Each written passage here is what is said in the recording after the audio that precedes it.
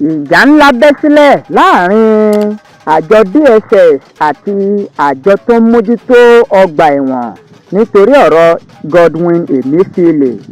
Ìjà ńlá ti bẹ́ sílẹ̀ báyìí láàrin àjọ DSS àti àjọ tó ń mójútó ọgbà ẹ̀wọ̀n ní orílẹ̀-èdè Nàìjíríà lẹ́yìn tí ilé-ẹjọ́ gíga tó kalẹ̀ sí ìlú Èkó tó pàṣẹ wípé kí wọ́n gba béèlì Godwin Emefi.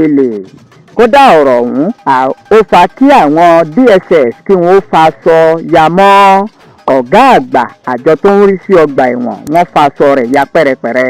Ọ̀rọ̀ yìí di iṣu atayanyan ní kété tí adájọ́ Nicholas Owombo tó gbé ìdájọ́ ọ̀hún kalẹ̀ lórí tani yóò gbé Godwin Emefi sí ọ̀dọ̀. Fọ́nrán tó tẹ àwọn akọ̀ròyìn lọ́wọ́ ó ṣàfihàn bí àjọ DSS ṣe fa aṣọ ya mọ́ ọ̀gá àgbà ọgbà ẹ̀wọ̀n tí wọ́n sì fa aṣọ rẹ̀ ya pẹ́rẹpẹ̀rẹ. Adájọ́ ti pa á láṣẹ wípé kí Godwin Emefi kó wà ní ọgbà ẹ̀wọ̀n Correctional Center títí yóò fi san béèlì tí ilé-ẹjọ́ sọ wípé kó san. Kò pẹ́ lẹ́yìn ìdájọ́ náà ni àjọ DSS wa ọkọ̀ ayọ́kẹ́lẹ́ wọn sí ẹnu ọ̀nà ilé-ẹjọ́ náà pẹ̀lú èròǹgbà wípé àwọn yóò gbé Emefi sínú ọkọ̀ tí àwọn ó sì gbé lọ. Èyí ló fa awuyewuye tí àwọn agbẹjọ́rò Godwin Emefi, Joseph Dauda àti àwọn akẹgbẹ́ rẹ̀ míì wọ́n bá bẹ̀rẹ̀ sí ní pariwo ní ìta ilé-ẹjọ́.